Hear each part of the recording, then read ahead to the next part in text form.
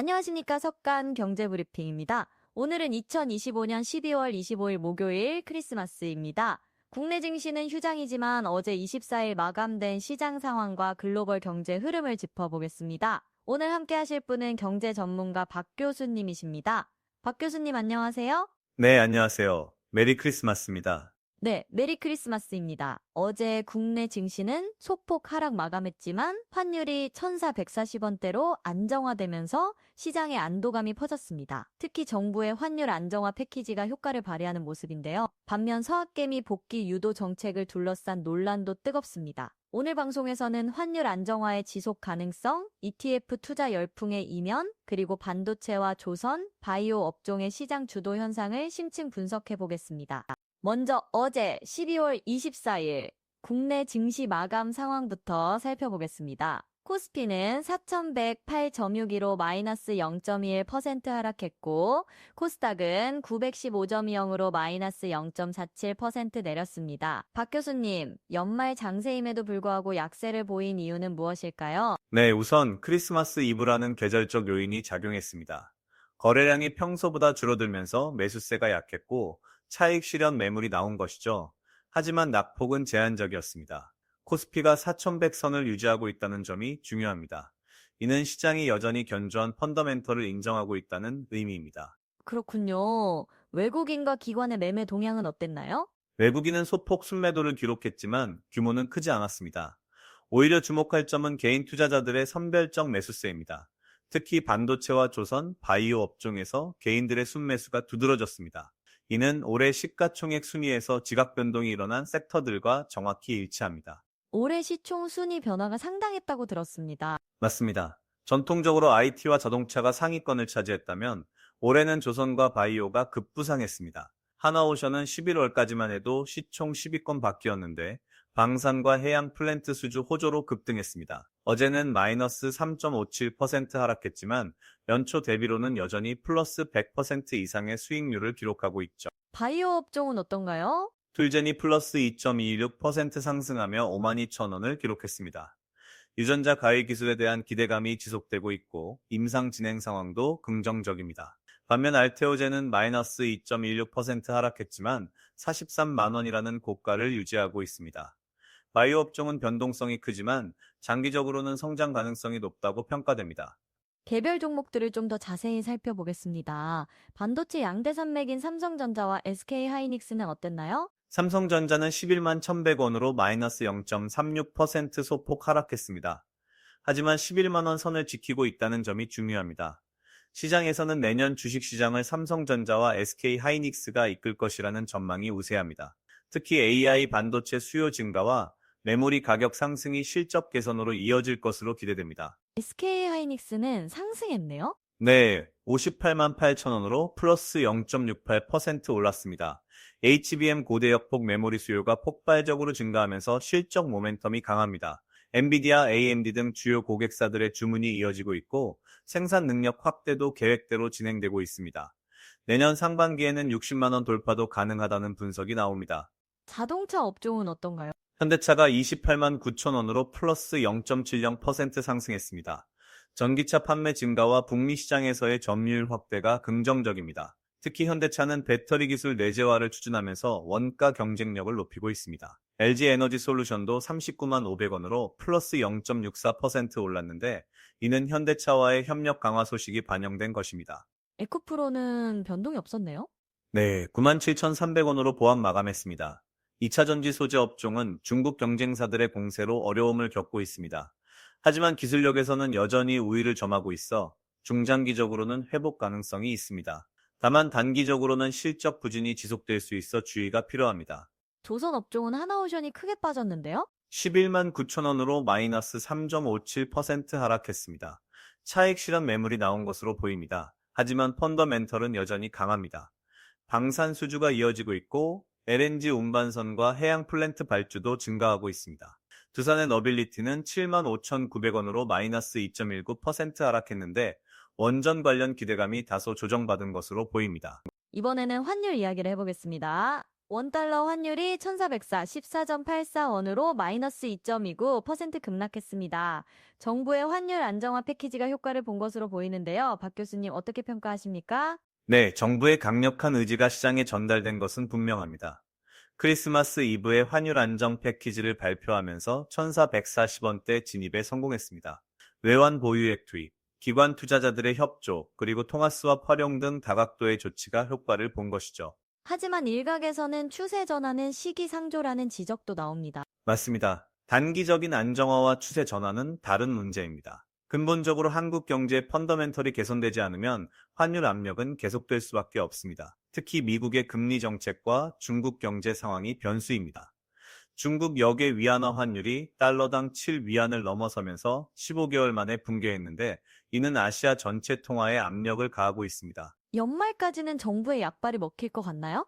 연말까지는 가능할 것으로 봅니다. 정부가 총력을 기울이고 있고 연말 결산 효과로 달러 수요가 줄어드는 측면도 있습니다.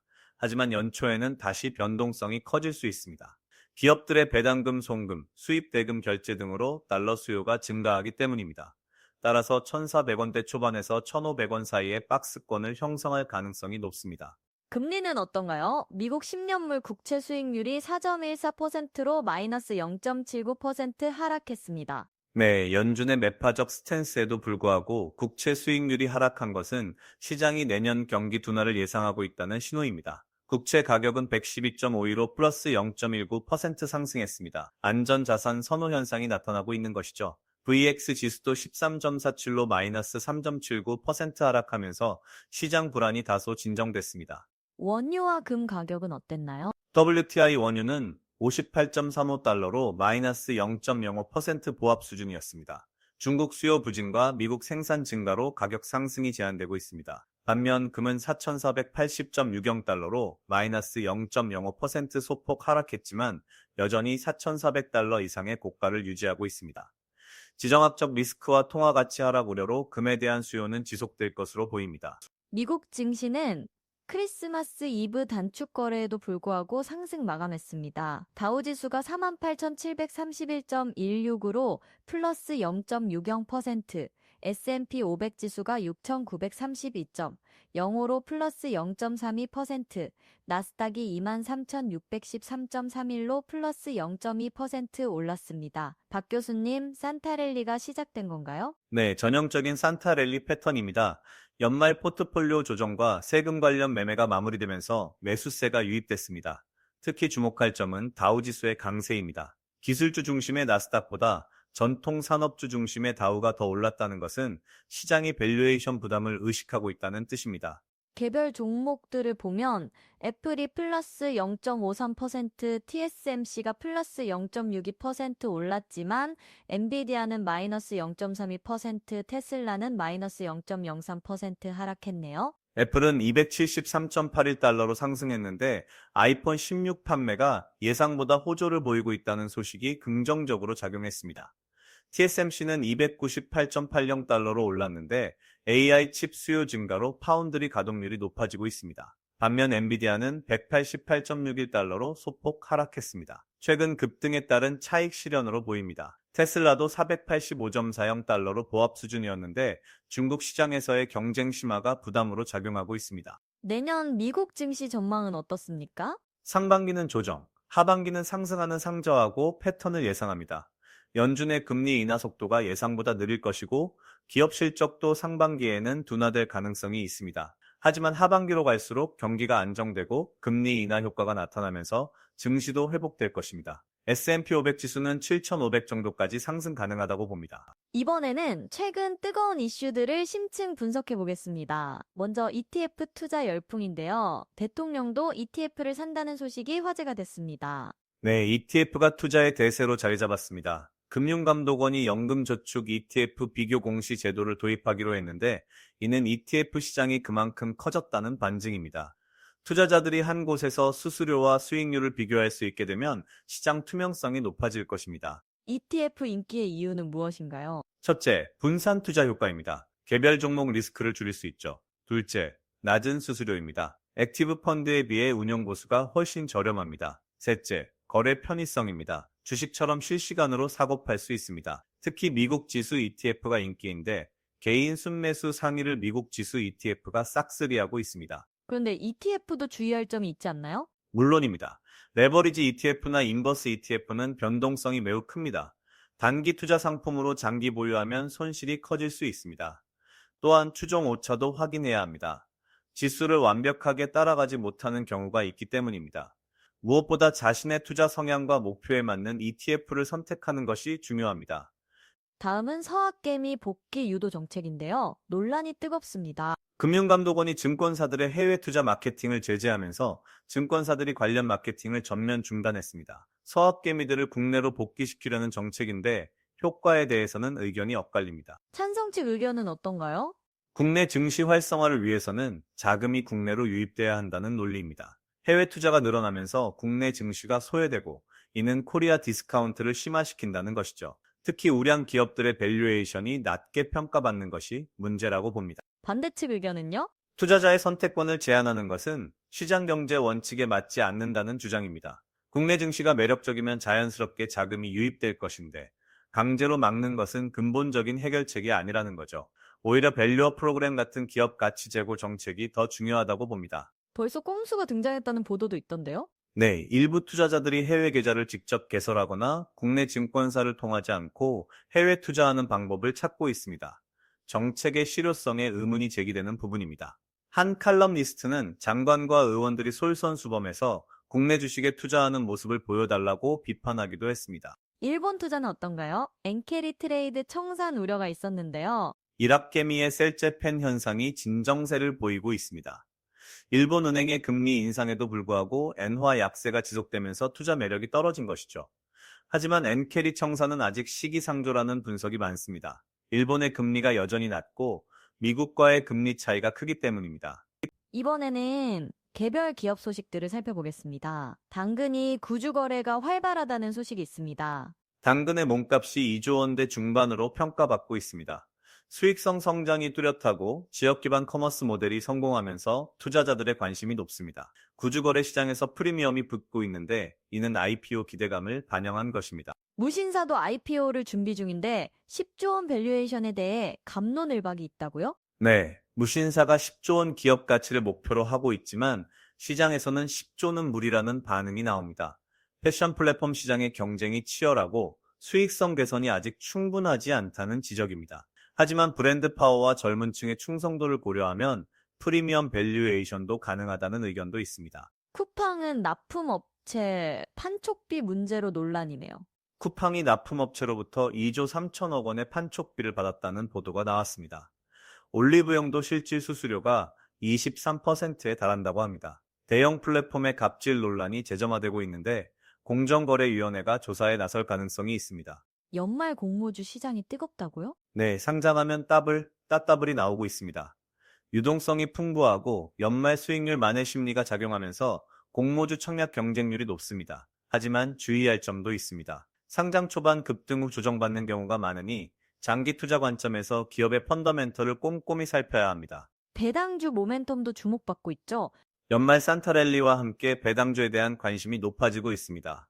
특히 내일 26일이 올해 마지막 배당 기준일인 종목들이 있어서 투자자들의 관심이 집중되고 있습니다. 고배당주는 안정적인 수익을 원하는 투자자들에게 매력적입니다.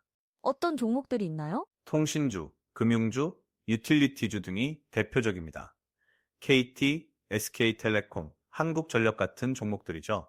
배당 수익률이 4%에서 5% 수준이면 매력적이라고 볼 수 있습니다. 다만 배당만 보고 투자하는 것은 위험합니다. 주가 하락으로 배당 수익률이 높아진 경우도 있기 때문입니다. 회계사 미취업 문제도 심각하다고 들었습니다. 네, 회계사 시험 합격자가 늘어났지만 일자리는 그만큼 늘지 않아서 미취업 회계사가 증가하고 있습니다. 채용 쿼터제까지 건의됐지만 실효성에 대해서는 의문이 제기됩니다. 근본적으로는 회계산업의 구조 개편이 필요한데 이는 쉽지 않은 과제입니다. 연준이 내년에 금리를 2차례 정도 인하할 것으로 예상되지만 인플레이션 상황에 따라 변동 가능성이 있습니다. 만약 인플레이션이 재가속하면 금리 인하가 지연될 수 있고 이는 글로벌 증시에 부담이 됩니다. 반대로 경기 둔화가 심해지면 금리 인하 속도가 빨라질 수 있는데 이는 단기적으로는 증시의 호재지만 경기 침체 우려를 키울 수 있습니다. 유럽 상황은 어떤가요? 유럽중앙은행도 금리 인하 기조를 이어갈 것으로 보입니다. 유럽 경제가 미국보다 더 어려운 상황이기 때문입니다. 특히 독일의 제조업 부진이 심각한데 이는 한국 수출에도 영향을 미칩니다. 다만 에너지 가격이 안정되면서 인플레이션 압력은 줄어들고 있습니다. 암호화폐 시장도 짚어보겠습니다. 비트코인이 87,714점, 01달러로 플러스 0.12% 소폭 상승했습니다. 박 교수님, 최근 비트코인 움직임을 어떻게 보시나요? 비트코인이 8만 달러대에서 등락을 반복하고 있습니다. 9만 달러 돌파에 실패한 후 조정을 받았는데 현재는 바닥을 다지는 모습입니다. 기관 투자자들의 관심은 여전히 높고 비트코인 현물 ETF로의 자금 유입도 계속되고 있습니다. 내년 전망은 어떻습니까? 반감기 효과와 기관 투자 확대로 상승 여력은 있다고 봅니다. 10만 달러 돌파도 가능하다는 분석이 많습니다. 하지만 변동성이 매우 크기 때문에 투자자들은 신중해야 합니다. 특히 레버리지를 사용한 투자는 위험합니다. 암호화폐는 전체 포트폴리오의 5%에서 10% 정도만 투자하는 것이 적절합니다. 알트코인 시장은 어떤가요? 이더리움, 리플 등 주요 알트코인들도 비트코인 흐름을 따라가고 있습니다. 다만 비트코인 대비 수익률은 부진한 편입니다. 비트코인 도미넌스가 높아지면서 자금이 비트코인으로 집중되는 현상이 나타나고 있습니다. 알트코인 투자는 더욱 신중해야 할 시기입니다. 이제 향후 주요 일정과 투자 전략을 짚어보겠습니다. 내일부터 어떤 일정들이 있나요? 내일 26일 목요일은 국내 증시가 정상 거래됩니다. 연말 결산을 앞두고 기관들의 포트폴리오 리밸런싱이 예상됩니다. 27일 금요일은 올해 마지막 거래일인데 통상 거래량이 적고 변동성도 제한적입니다. 그리고 30일 화요일부터 내년 1월 2일까지는 신정 연휴로 휴장입니다. 미국은 어떤가요? 미국도 내일 26일은 크리스마스 다음 날로 휴장입니다. 27일 금요일부터 정상 거래가 재개되는데 연말 결산 매매가 나올 것으로 보입니다. 특히 세금 관련 손익 실현 매매가 마무리 단계에 접어듭니다. 주요 경제 지표 발표 일정은요? 이번 주는 크리스마스 연휴로 주요 지표 발표가 없습니다. 다음 주 초에 미국의 12월 고용 지표가 나오는데 이게 내년 첫 주 시장의 방향을 결정할 중요한 변수가 될 것입니다.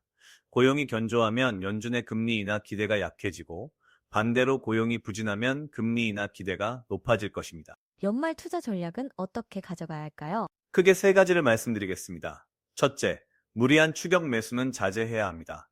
연말 랠리에 대한 기대감으로 고점에서 매수하면 내년 초 조정 시 손실을 볼 수 있습니다. 둘째, 배당주를 활용한 안정적인 포트폴리오 구성이 필요합니다. 고배당주는 하방 경직성이 있어서 변동성 장세에서 유리합니다. 셋째, 내년을 대비한 선별적 접근이 중요합니다. 구체적으로 어떤 섹터에 주목해야 할까요? 반도체는 여전히 핵심입니다. 삼성전자와 SK하이닉스가 시장을 이끌 것으로 예상되는데 AI 반도체 수요 증가가 핵심 모멘텀입니다. 조선도 주목할 만합니다. 친환경 선박과 방산 수주가 이어지면서 실적 개선이 기대됩니다. 바이오는 변동성이 크지만 기술력 있는 기업들은 장기 투자 관점에서 접근할 만합니다. 주의해야 할 리스크는 무엇인가요? 첫째는 환율입니다. 정부의 안정화 노력에도 불구하고 구조적인 압력은 남아 있습니다. 환율이 다시 1,500원을 넘어서면 외국인 이탈이 가속화될 수 있습니다. 둘째는 중국 리스크입니다. 중국 경제 둔화가 심화되면 한국 수출에 직격탄이 됩니다. 셋째는 미국 금리입니다. 연준이 예상보다 매파적으로 나오면 글로벌 증시 전체가 조정받을 수 있습니다. 개인 투자자들에게 당부하고 싶은 말씀이 있다면요? 가장 중요한 것은 자신만의 투자 원칙을 지키는 것입니다.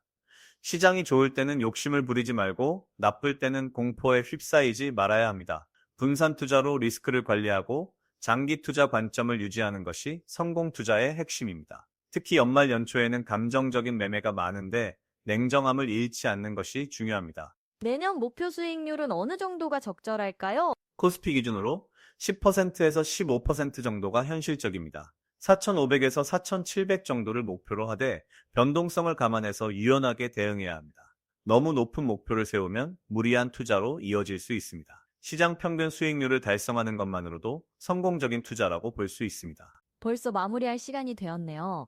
오늘은 어제 12월 24일 마감된 국내 증시 상황과 환율 안정화, ETF 투자 열풍, 그리고 반도체와 조선, 바이오 업종의 강세에 대해 살펴봤습니다. 박 교수님 마지막으로 청취자 여러분께 한 말씀 부탁드립니다. 네, 올해도 이제 며칠 남지 않았습니다. 한 해를 돌아보고 내년을 준비하는 시간을 가지시기 바랍니다.